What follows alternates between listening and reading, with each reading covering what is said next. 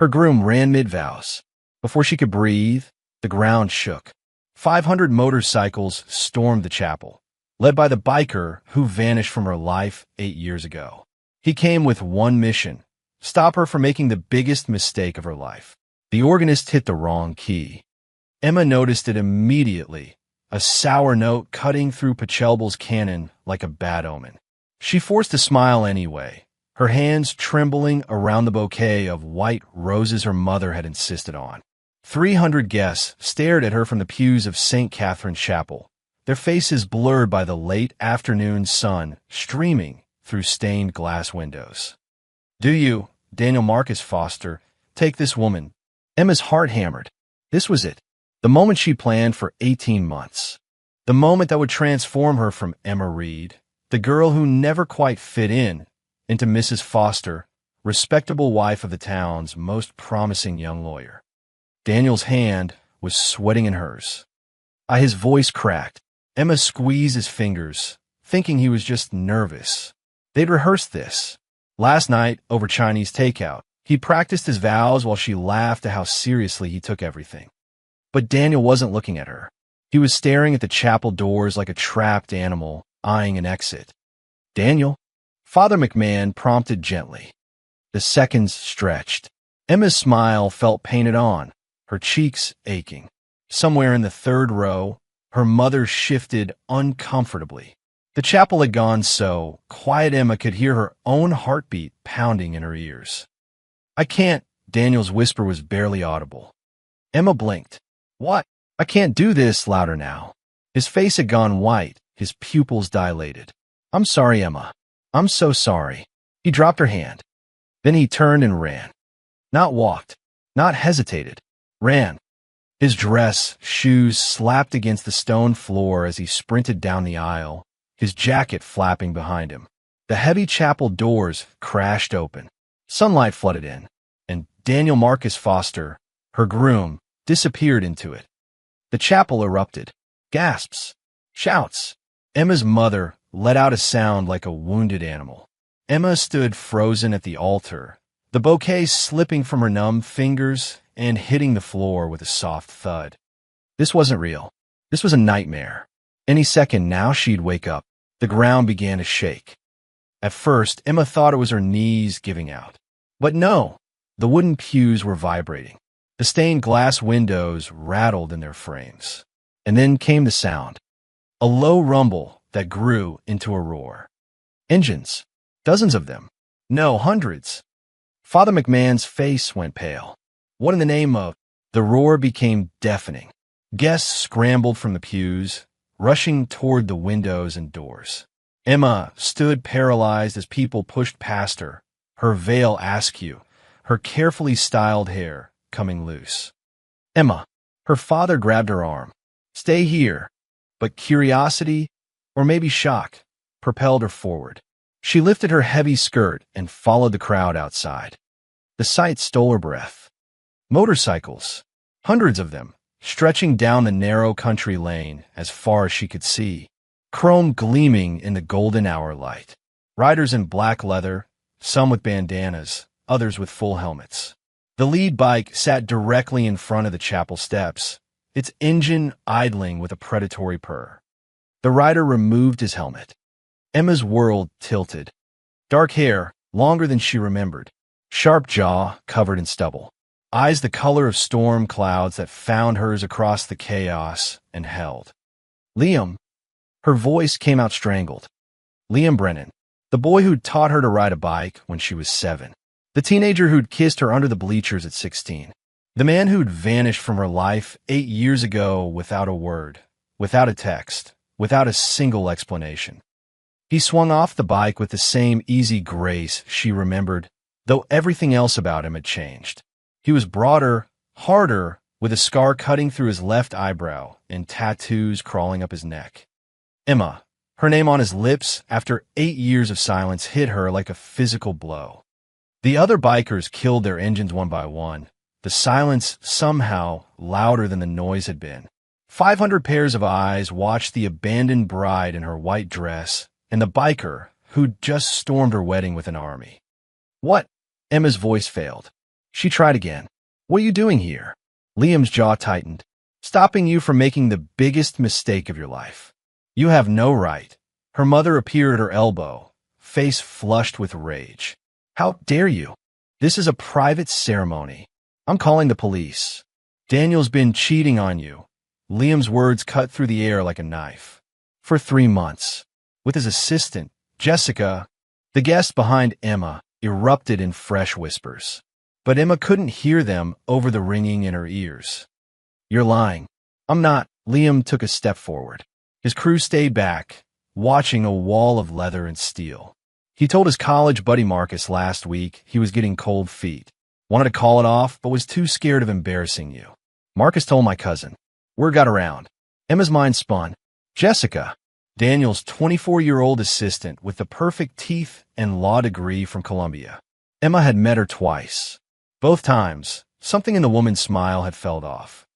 Even if that's true, Emma's voice shook with fury. You think crashing my wedding with your gang is the answer? You left, Liam. You disappeared for 8 years. You don't get a ride back in, and I know his voice went rough. I know I have no right, but I couldn't let you marry someone who doesn't deserve you. Behind him, a woman biker whistled low. Boss, we got company. 2 police cars were turning onto the lane, lights flashing. Liam held Emma's gaze for one more heartbeat. I'm staying at the old garage on Route 9. If you want the truth about Daniel, about any of it, you know where to find me. He turned back to his bike, movements fluid and practiced. The other riders fired up their engines in a coordinated wave of thunder. Liam, wait. But he was already gone, leading his convoy down the lane like a general at the head of an army. The roar faded slowly, leaving only the wail of approaching sirens and the shocked murmurs of 300 wedding guests. Emma stood on the chapel steps in her ruined dress, watching the dust settle on the road where both her groom and her first love had disappeared. She looked down at her left hand, at the engagement ring that suddenly felt like a shackle. And for the first time in 18 months, Emma Reed had absolutely no idea what came next. The police took statements for 2 hours. Emma sat in the church office, still in her wedding dress. Mascara streaked down her cheeks like war paint. Officer Daniels, who'd given her a speeding ticket 3 years ago, kept asking if the bikers had threatened anyone. No, Emma repeated for the 5th time. They just showed up. Her father paced behind her, phone pressed to his ear, trying to manage the disaster. Her mother had locked herself in the bathroom, refusing to come out. Through the office window, Emma watched guests lingering in the parking lot, phones out, recording videos for social media. By tomorrow, she'd be viral. The abandoned bride. The wedding crashers. She could already see the headlines. Miss Reed, Officer Daniels closed his notebook. We can't arrest anyone if no crime was committed. The bikers didn't trespass on private property. The road's public. They didn't threaten anyone. And as for Mr. Foster, he cleared his throat uncomfortably. Running out on your own wedding isn't illegal. Emma laughed. The sound came out strangled and slightly unhinged. Her phone buzzed for the 100th time. Text after text, call after call. She'd stopped checking an hour ago, but one name kept appearing on the screen. Daniel. Finally, she answered.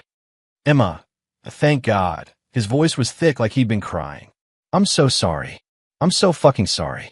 I panicked. The pressure, the expectations, everyone watching. Were you sleeping with Jessica? Silence. Daniel, answer me. It was one time his voice cracked. 2 months ago at the office party. I was drunk, she was there, and it just happened. It meant nothing. Emma hung up. She stared at the phone in her hand, at the screensaver photo of them in front of the Eiffel Tower last spring. He'd proposed at the top. She'd said yes before he'd even finished asking, swept up in the romance of it all.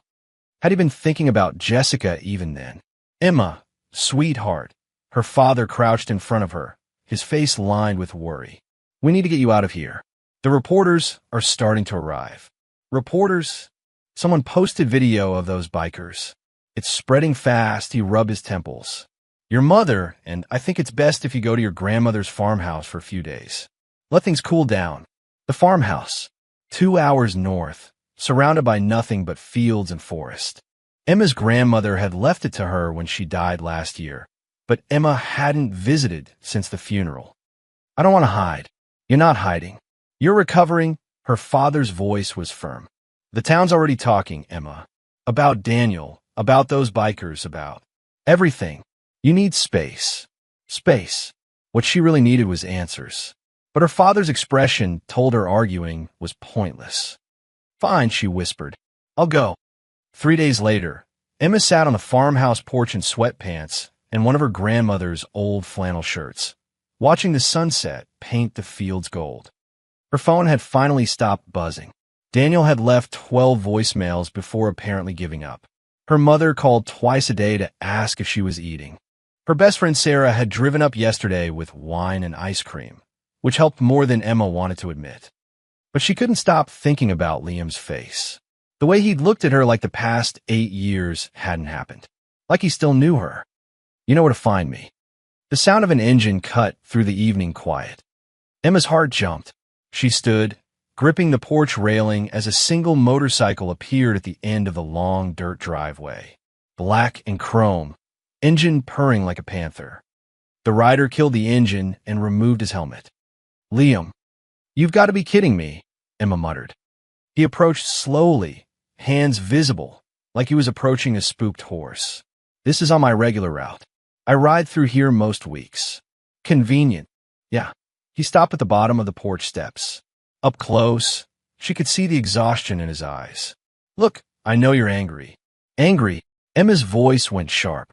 You crashed my wedding, Liam, with 500 bikers. You humiliated me in front of everyone I know. And before that, you vanished for 8 years without a single word. So yeah, angry doesn't quite cover it. I had my reasons for leaving. Then share them. Because from where I'm standing, you're just another man who walked away when things got hard. Liam flinched like she'd slapped him. My brother was dying. The words hung in the air between them. What? Jake, Liam's voice went rough. He was diagnosed with stage 4 cancer right after high school. Given 6 months. I dropped everything to take care of him. Emma's anger faltered. Jake had cancer for 3 years. Longer than any doctor predicted. Liam looked away, jaw tight. I couldn't drag you into that. You had college, your whole future.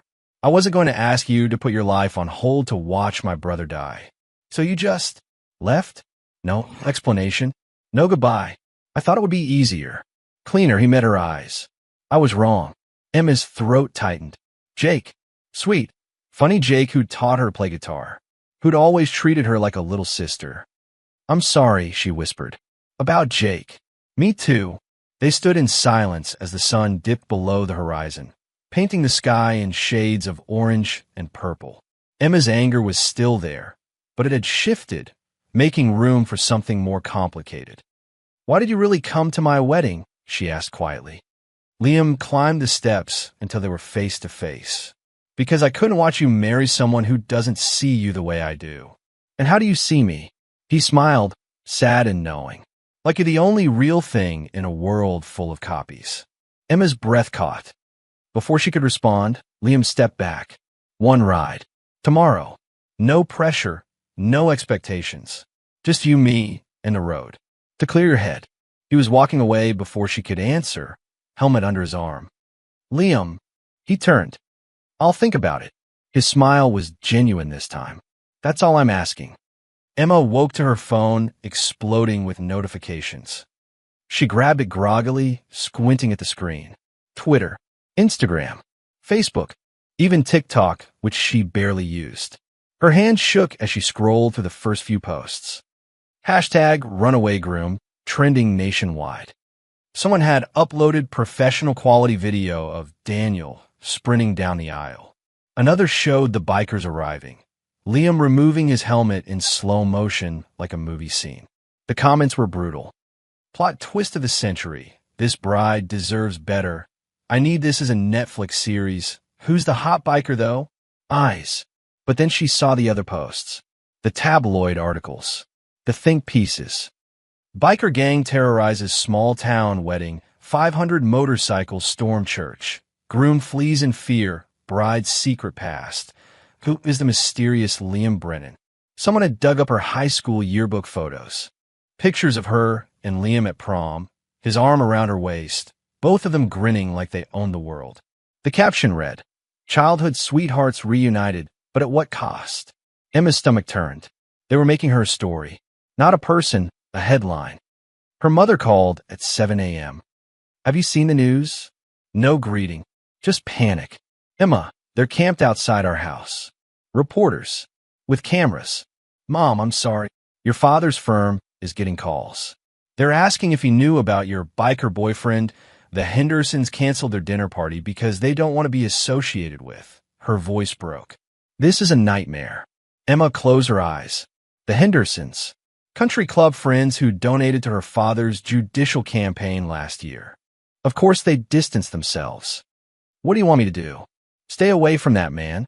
Her mother's voice turned hard. "Liam Brennan and his gang have done enough damage. If you're seen with him again, it will destroy what's left of this family's reputation." The line went dead. Emma sat on the edge of the bed, phone in hand, feeling like she was drowning. Her perfect life had imploded in 3 days. Her engagement was over. Her town had turned her into entertainment. Her family was ashamed of her. And the only person offering her an escape was the man who'd broken her heart 8 years ago. A knock on the door made her jump. She pulled on a robe and opened it to find Sarah standing there with coffee and a bag of donuts. "You look like hell," Sarah said cheerfully, pushing past her into the kitchen. "Thanks." "Saw the news." "All of it." Sarah poured them both coffee. "For what it's worth, I always thought Daniel was boring. This biker guy, though," she whistled low. "Emma Reed, you've been holding out on me." "It's not like that." "Then what is it like?" Sarah leaned against the counter, suddenly serious. "Because from where I'm sitting, you've spent 8 years dating safe guys. Nice guys. Boring guys. And the second your wild card shows up, your whole carefully constructed life falls apart. That's not fair, isn't it?" Sarah took a sip of coffee. "I've known you since college, Emma. You've always played it safe. Good grades. Respectable job at the library. Engagement to a lawyer. You do everything right. Follow every rule. And where did it get you? Abandoned at the altar." The words stung because they were true. "What am I supposed to do? Run off with Liam? I don't even know him anymore." "So get to know him," Sarah shrugged. "Or don't. But stop making decisions based on what other people expect. Your mom, your dad, this town, they don't get to write your story." After Sarah left, Emma stood in the shower for 20 minutes, letting the hot water wash away the tension. When she emerged, she caught her reflection in the mirror. Her hair was tangled. Dark circles shadowed her eyes. She looked tired, broken. But underneath it all, she saw something else. A spark. A question. What if? She grabbed her phone and typed before she could overthink it. "Tomorrow, 10 a.m. One ride." Liam's response came in seconds. "I'll be there." That evening, Emma's father called. "Emma, sweetheart, we need to talk about moving forward." "I'm not coming home yet, Dad." "That's not," he sighed. Daniel's family reached out. They want to issue a joint statement. Mutual decision to part ways, best wishes for the future. It would help both families move on. A cover-up. Damage control, he corrected. The Fosters are well connected. It's in everyone's best interest to handle this gracefully. Emma thought about Daniel's 12 voicemails. His tearful confession. Jessica. "No. Emma, he cheated on me, Dad. He humiliated me. And now his family wants me to help save his reputation." Her voice was steel. "No. Let him deal with the consequences." Silence stretched across the line. "Is this about that biker?" Her father's voice went cold. "Because if you're making decisions based on some high school romance." "This is about me," Emma interrupted. "For once in my life, this is about what I want. Now it looks good. Not what people expect. Me." She hung up before he could respond. Her hands were shaking, but not from fear. From something else entirely. Freedom. The next morning, Emma pulled on jeans and a leather jacket she'd found in her grandmother's closet. She braided her hair and skipped the makeup. When she looked in the mirror, she barely recognized herself. Maybe that was the point. At exactly 10 a.m., she heard the motorcycle. Emma grabbed her grandmother's old helmet and walked outside. Liam was waiting at the end of the driveway, engine idling, looking at her like she was the sunrise. "You came," he said. "I came." She climbed on behind him, wrapping her arms around his waist. His leather jacket was warm from the sun. "One ride." "That's it. One ride," he agreed. The engine roared to life beneath them. And Emma Reed, for the first time in her carefully planned life, had absolutely no idea where she was going. It felt perfect. The world disappeared into wind and speed. Emma had forgotten what this felt like. The rush of air stealing her breath. The rumble of the engine vibrating through her bones. The way fear and exhilaration mixed until they became the same thing. Liam took the back roads, avoiding the highway.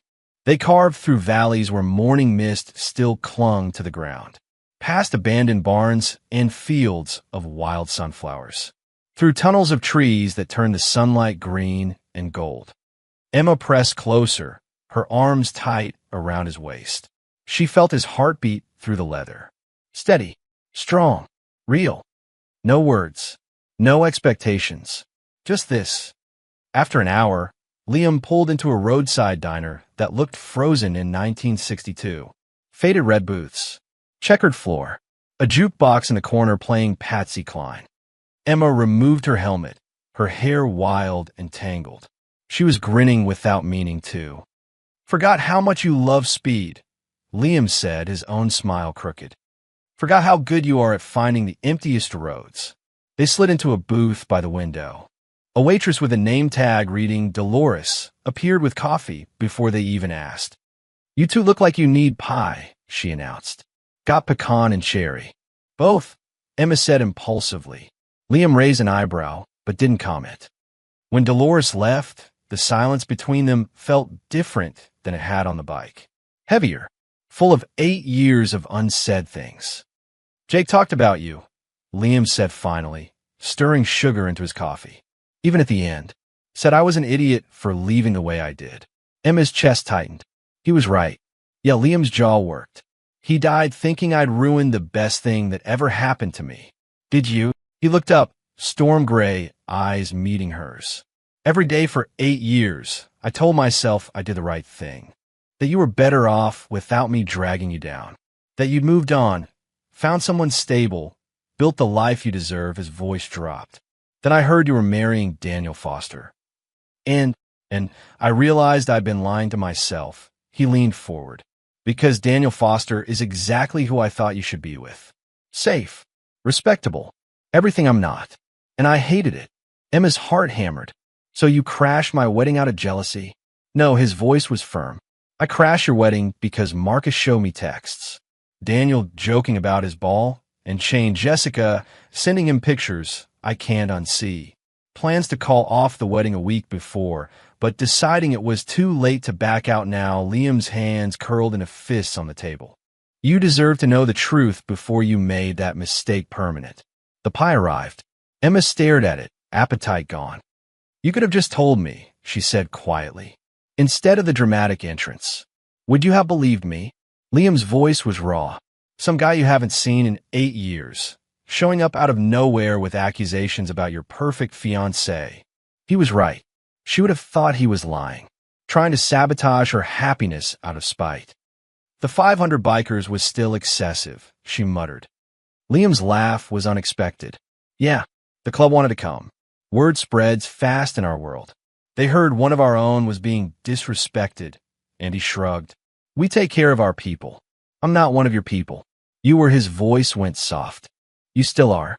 You always will be." The words settled between them like a challenge. Emma took a bite of pie, barely tasting it. Outside the window, a family loaded into a minivan. Normal people living normal lives. She wasn't sure she wanted normal anymore.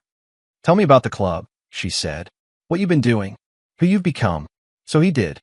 Talked about the years on the road after Jake died. How he'd found a brotherhood in a motorcycle club that filled the hole grief had carved in him. Mechanics work in different cities. Long rides through the desert. Sleeping under stars. "We're doing a cross-country trip," he said. "Leaving in 3 weeks. coast to coast. Something I've wanted to do since I was 17-inch. Emma's stomach dropped. 3 weeks. Yeah, he wouldn't meet her eyes. This was my last stop. Settling some things before we go. Before he leaves again. The thought hit her like cold water. She just found him, and he was already preparing to disappear. Again. How long will you be gone? Indefinitely. Maybe forever. I don't have anything keeping me in one place anymore. He finally looked at her. Unless I find a reason to stay. The words hung there, heavy with meaning Emma wasn't ready to unpack. I should get back, she said abruptly, standing. My family will worry. Liam's expression shuddered. Right. Yeah. The ride back was different. Emma couldn't relax into it the way she had before. Her mind spun with questions.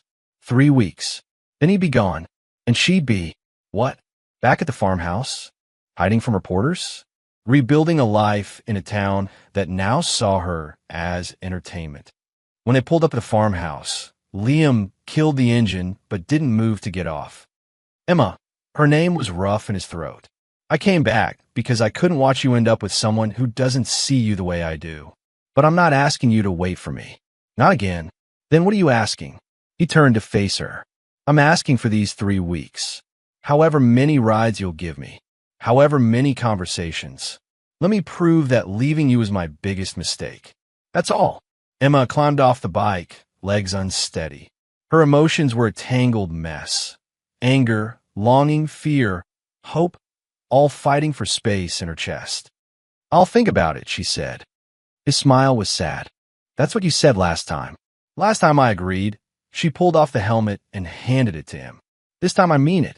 She walked to the house without looking back. But she felt his eyes on her until she closed the door. Inside, she leaned against it, heart racing. 3 weeks. What could happen in 3 weeks? Everything, whispered a voice in her head. Or nothing at all. Emma's phone lit up at midnight with a call from her mother. Have you seen what they're saying? No cielo. Pure panic. Emma rubbed her eyes, disoriented. Mom, it's midnight. The town Facebook group. They're calling those bikers dangerous. Saying they scared Daniel away. That you're, her voice cracked. That you're having some kind of breakdown and associating with criminals. Emma's blood went cold. She opened her laptop and found the group. 2,000 members.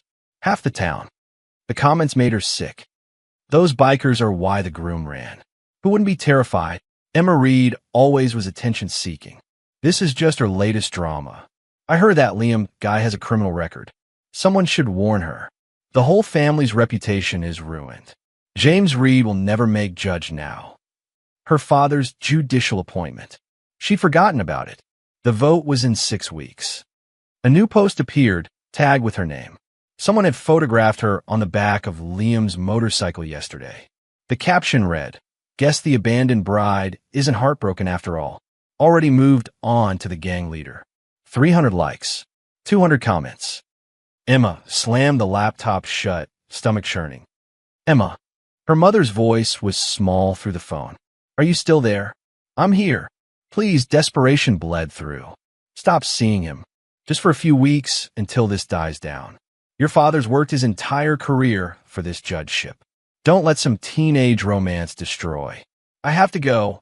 Emma hung up before her mother could finish. She tried to sleep, but couldn't. Every time she closed her eyes, she saw those comments. The judgment. The assumptions. By morning, it was worse. The local paper, actual print newspaper that only old people still read, had run a story. Motorcycle gang disrupts wedding. Town residents express concern.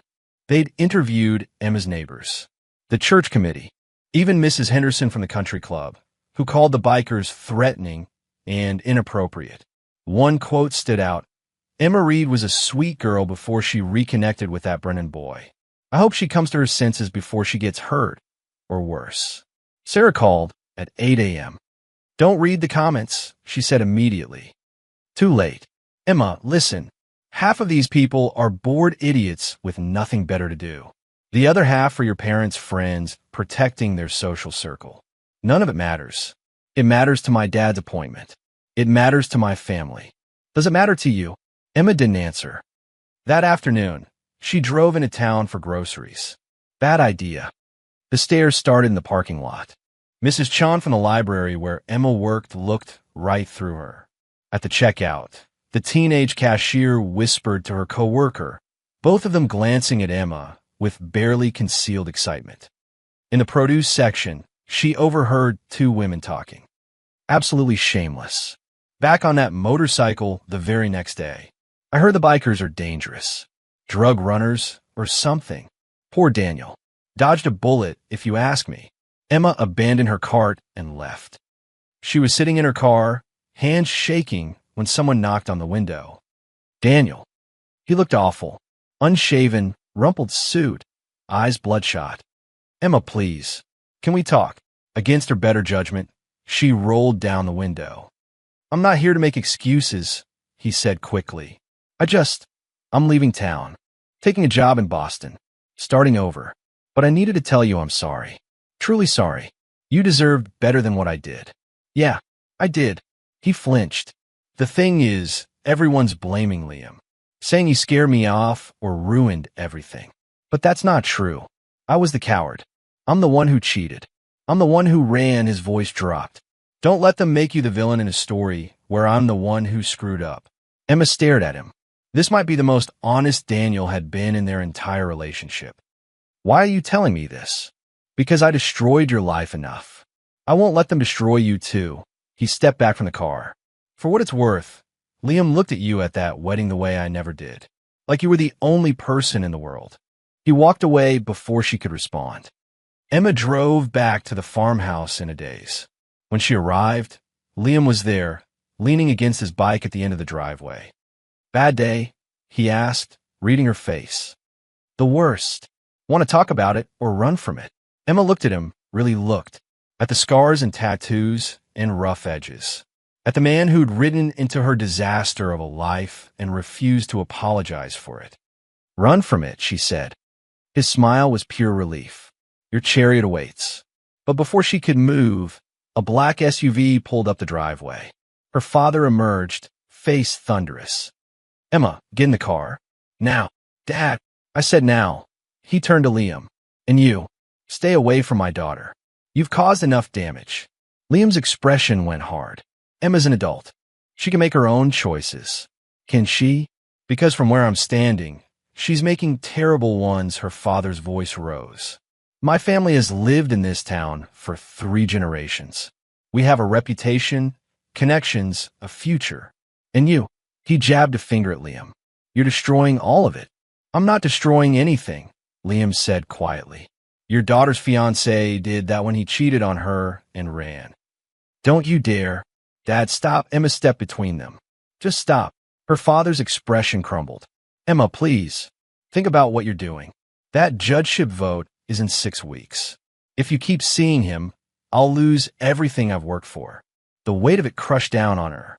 Her father's dream. Her mother's anxiety. The town's judgment. Liam's eyes met hers.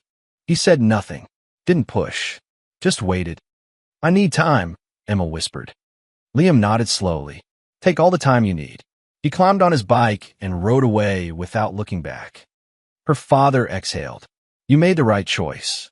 But as Emma watched Liam disappear down the road, she wasn't sure she'd made any choice at all. She'd just let fear decide for her. And it felt like losing something she'd never get back. For 3 days, Emma didn't leave the farmhouse.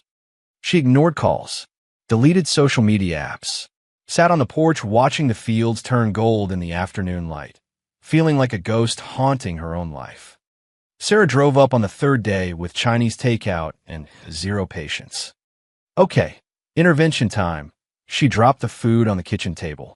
You look like you haven't showered in a week. 2 days, Emma muttered. Even worse, Sarah pulled out plates. Talk to me. What's going on in that head? I'm tired, Emma's voice cracked. Tired of being judged. Tired of disappointing people. Tired of feeling like every choice I make is wrong. So stop caring what they think. Easy for you to say. Your dad's not about to lose his dream job because of your choices. Sarah set down her fork. Emma, real talk. Your dad's a grown man. If he loses that judgeship because his adult daughter dated someone the town doesn't approve of, that says everything about the people voting and nothing about you. It's not that simple. It is exactly that simple, Sarah leaned forward. You spend your whole life being what everyone else needed. The perfect daughter, the perfect fiancée, the perfect librarian who never makes waves. And what did it get you? Abandoned at the altar by a cheating lawyer. The words stung because they were true. Liam's leaving in less than 3 weeks, Emma whispered. Even if we, he's still going. Then you have 2 choices, Sarah's voice softened.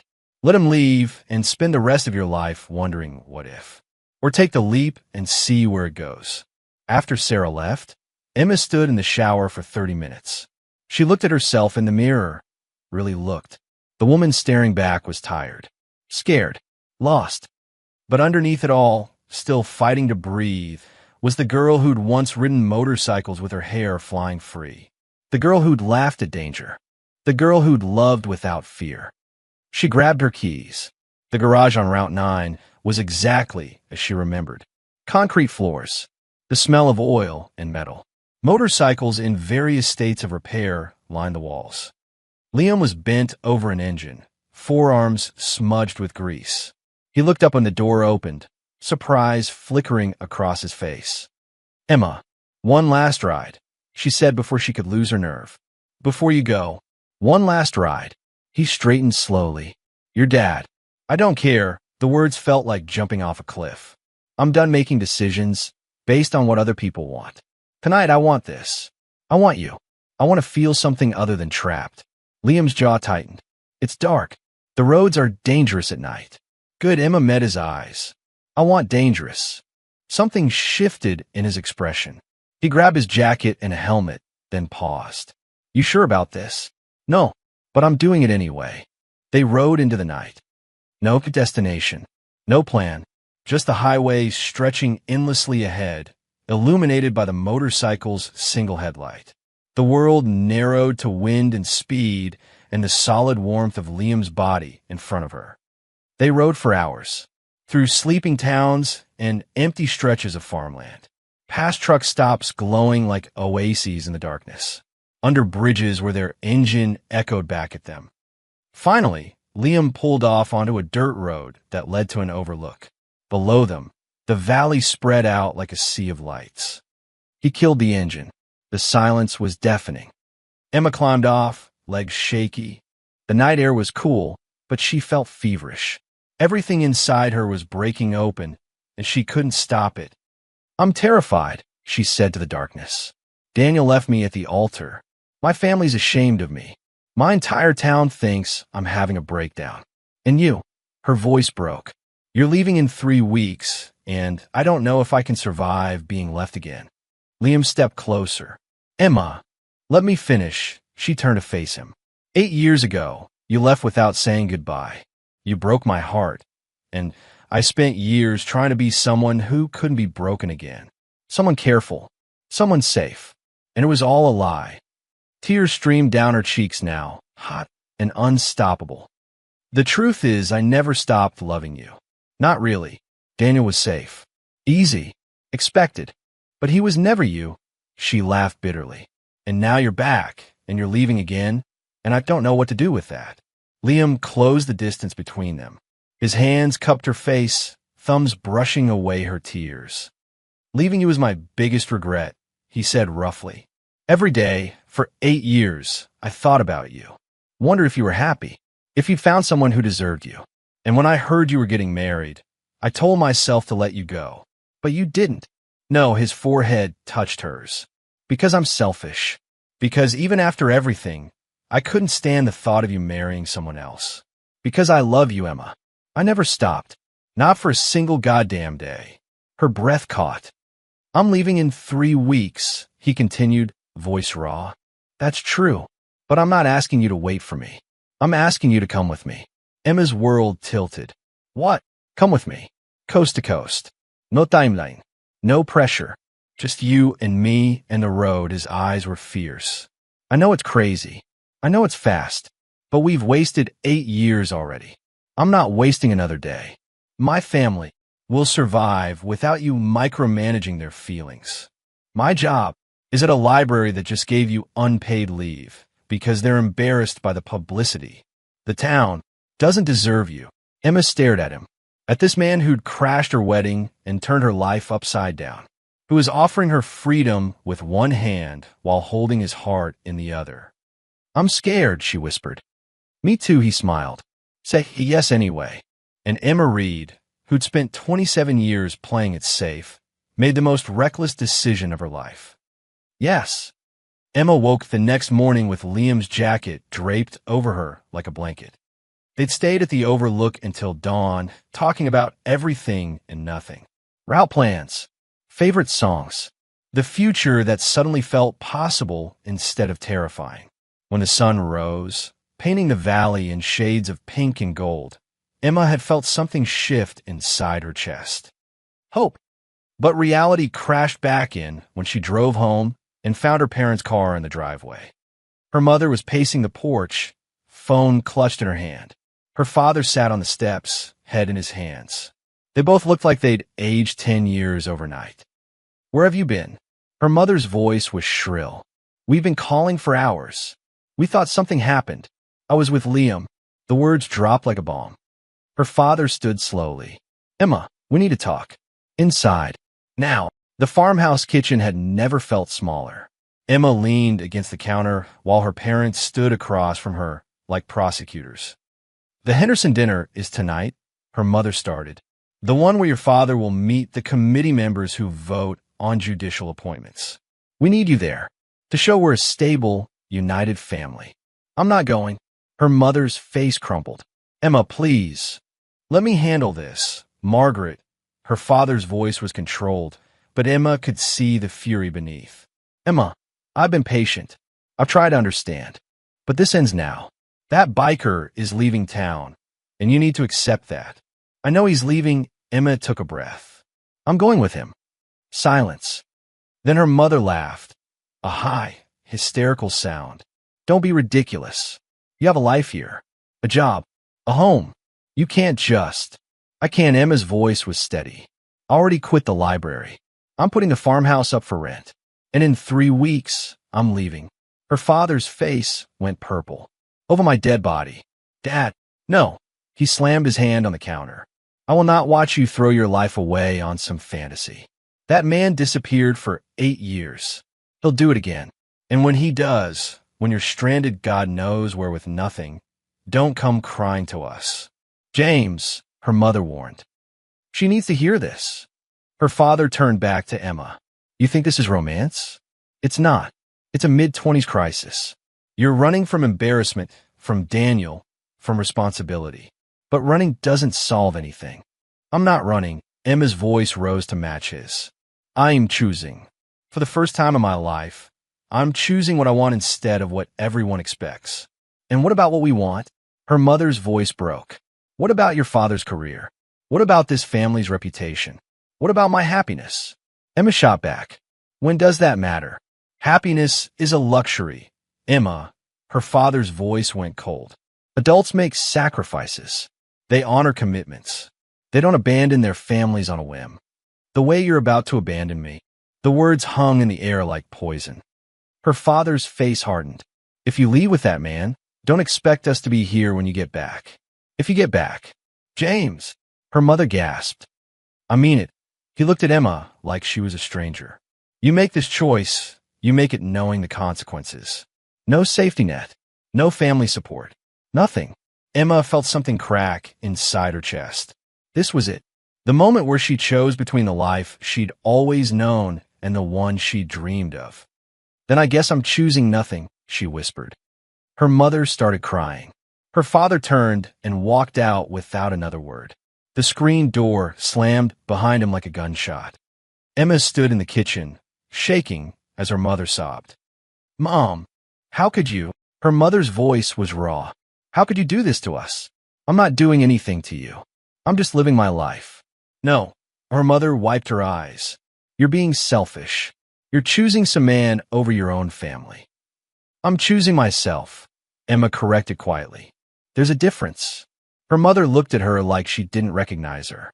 Then she followed Emma's father out to the car.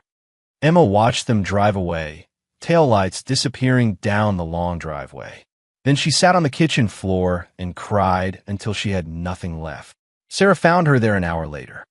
"Heard your parents left in a rage," Sarah said, sliding down to sit beside her.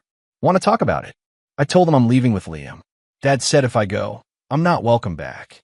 "Jesus," Sarah pulled her into a hug. "Emma, I'm sorry." "Don't be." Emma's voice was muffled against Sarah's shoulder. "You were right. I can't live my life for them anymore. Even if it costs me everything. It won't cost you everything. You've got me. And you've got yourself. That's more than enough." That evening, Emma drove to Liam's garage. The sun was setting, casting long shadows across the concrete floor. Liam took one look at her face and pulled her into his arms. "Tell me," he said quietly. So she did. Told him about her father's ultimatum, her mother's tears, the way her family had looked at her like she was someone they didn't know. "We don't have to do this," Liam said when she finished. "I can go alone. You can stay." "No." Emma pulled back to look at him. "I'm done staying. I'm done making myself small to fit into other people's lives." She took his hand. "I want this. I want you. I want a road. And if that means losing everything else, then that's the price." Liam's eyes were suspiciously bright. "You're sure?" "I've never been more sure of anything." He kissed her then, soft and desperate and full of promise. When they broke apart, he was smiling. 3 weeks, he said. Then we ride. 3 weeks, Emma agreed. She looked around the garage, at the motorcycles, at the maps pinned to the wall, at the beginning of something wild and uncertain and completely hers. For the first time since Daniel had run down that aisle, Emma felt like she could breathe. She was terrified, heartbroken, free, and she couldn't wait to see what happened next. The 3 weeks passed in a blur of preparation and goodbyes. Emma sold her furniture, donated her books, packed her life into 2 duffel bags. The farmhouse went up for rent within days, a young couple from the city looking for a quiet escape. She signed the papers without hesitation. Sarah helped her shop for road gear, leather jacket, sturdy boots, gloves that actually fit. They spent the last evening together drinking wine on the farmhouse porch, watching the sunset. "You're really doing this," Sarah said. Not quite a question. "I'm really doing this. Call me. Text me. Send postcards from weird roadside attractions." Sarah's voice cracked. "Don't disappear on me." "Never." Emma squeezed her hand. "You're the sister I chose. That doesn't change because I'm on a different road." They cried and laughed and made promises to visit. When Sarah left, Emma felt the loss like a physical ache. But underneath it was something stronger. Excitement. The day before departure, Emma's phone rang. Unknown number. "Hello, Emma. It's Daniel." She almost hung up, but something in his tone stopped her. "I'm in Boston now," he said quietly. "Starting fresh. Therapy twice a week. Trying to figure out who I am when I'm not pretending to be someone I'm not." "Good for you. I heard you're leaving town." "With Liam." Emma's grip tightened on the phone. "Who told you?" "Small town. Word spreads." He paused. "I called to say I'm happy for you.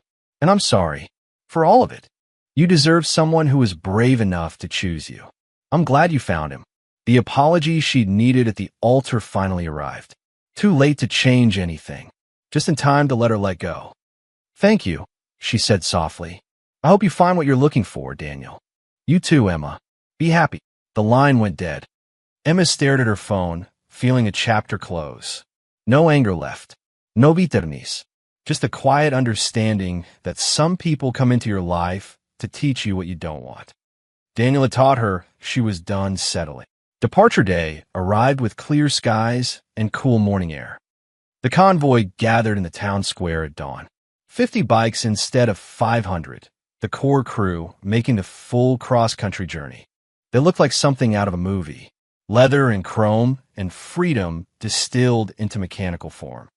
Emma stood at the edge of the square in her new jacket, helmet under her arm, heart hammering against her ribs. A crowd had gathered. Not the whole town, but enough. Some curious, some disapproving, some actually smiling. Mrs. Chun from the library approached, surprising Emma completely. I'm sorry, she said quietly, for judging you, for not standing up for you when others talked. She pressed something into Emma's hand. A book, On the Road by Jack Kerouac. For your journey. Come back and tell me about it someday. Emma's throat tightened. Thank you. More people approached. The mailman who'd delivered to the farmhouse for years. The woman who owned the coffee shop. Even Father McMahon, who pressed a blessing in her palm and told her God loved brave hearts. But her parents didn't come. Emma scanned the crowd one last time, hoping to spite herself. Nothing. Liam appeared at her elbow, reading her face. You okay? I will be. He kissed her temple. You ready? Emma looked at the road stretching out before them, at the bikes ready to roar to life, at the uncertain, terrifying, beautiful future waiting. One question, she said. Where are we actually going? Liam grinned. Wherever the road takes us. That's the whole point. That's not a plan. No, his eyes were bright. It's better. Emma laughed, surprised by the sound, by the lightness in her chest. You're insane, and you're coming anyway. Yeah. She looked up at him, this man who'd crashed her wedding and changed everything. I am. A motorcycle pulled up beside them. A woman with silver hair and more tattoos than skin waved. You riding with your man? Or are you on your own bike? Emma blinked. My own. Club rule. Everyone rides their own iron eventually. But you can start as a passenger. Learn as you go, the woman grinned. I'm hot, by the way. Road captain. I'll teach you everything. Something fierce and wild bloomed in Emma's chest. Her own bike. Her own freedom. Not just following Liam's journey, but creating her own. I'll learn, Emma said. Hawk's grin widened. That's what I like to hear. The engine started in sequence, a rolling thunder that shook the ground. Emma climbed onto the bike behind Liam, arms around his waist, and for the first time since Daniel had run, she felt whole. Not because of Liam, because of herself. Because she'd chosen this. The uncertainty, the adventure, the terrifying possibility of building something real. Liam turned his head slightly. Last chance to change her mind. Emma looked back at the town. At the chapel where she'd almost married the wrong man. At the life she'd carefully constructed that had turned out to be a cage. Then she looked forward. At the open road. At the horizon promising things she couldn't even imagine yet. I'm done standing still, she said. Liam's laugh was pure joy. Then hold on tight. The convoy rolled out, 50 bikes moving as one. Past the chapel. Past the library. Past all the places where Emma had been small and scared and acceptable. People watched from the sidewalks. Some waved. Some frowned. Emma didn't care anymore. She pressed her face against Liam's back, feeling the rumble of the engine through her entire body, and smiled so wide her face hurt. The abandoned bride was gone. In her place was a woman choosing her own road. And God, it felt like flying.